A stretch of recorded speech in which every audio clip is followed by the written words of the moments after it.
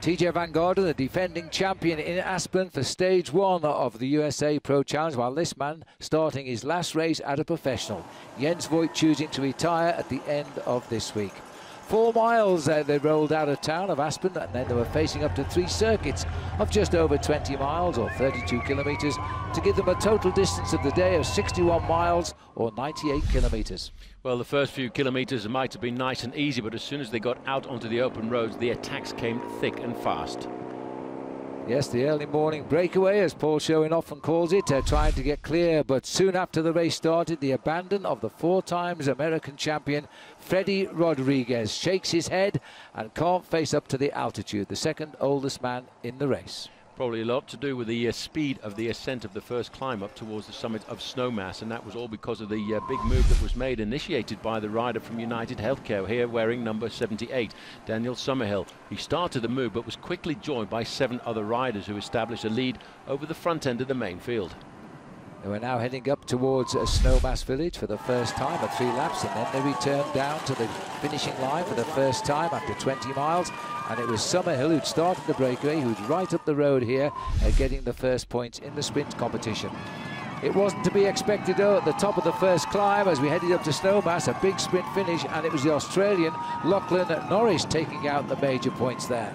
The lead of this leading group of 8 riders hovered between 40 seconds and 1.5 minutes, while the main field was pretty much under the control of Team Cannondale. But when it came to the next climb of the day, climb number 2 to the top of McLean Flats, again it was Lachlan Norris getting himself maximum points. 8 points in the bag on 2 attempts, and he was beginning to build a lead. Back down at the end of the second lap, it was the same result again, as Ben-Jacques Main also taking in there, but Summerhill getting the sprint, so he'd also taken maximum points. Out onto the last circuit, and the 7 remaining leaders were about to be reduced to just 1. An attack by Ben-Jacques Main as he went for gold. He also wanted the last King of the Mountains climb of the day, because it's there where he would be confirmed as the leader of the competition. But he wasn't expecting Paul to be joined by Jens Voigt.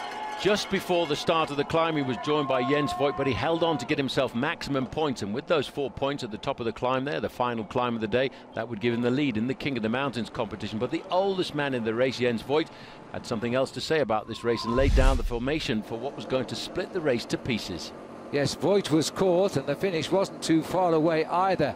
And now there was a small bunch of around 25 riders. Tommy Danielson there calling up his teammates to give him a hand. TJ Van Garderen had made the decision as well.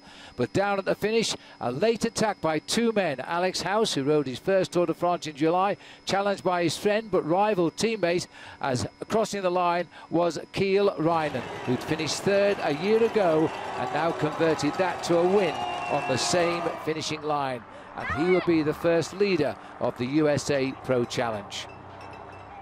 Congratulated there by his teammate Lucas User. Well, Jens Voigt knows that he's been in a bike race once again. A very difficult day, but the first yellow jersey of the day goes to Kyle Reinen, who hails just from down the road from Boulder, Colorado. Yes, a Colorado resident and a very, very happy man indeed. So let's have a look at how it stands as the riders now go into stage 2 tomorrow to Great Crested Butte. Kiel Reinen, the winner, ahead of Alex House, Ben Hermans 3rd, Carter Jones 4th, and Matthew Boucher in 5th. And that is the situation overall now. Let's see if we can show you a little bit further down. Javier Mejias, who almost won, by the way. He was caught 600 meters to go, and the top 10 completed by Lucas User.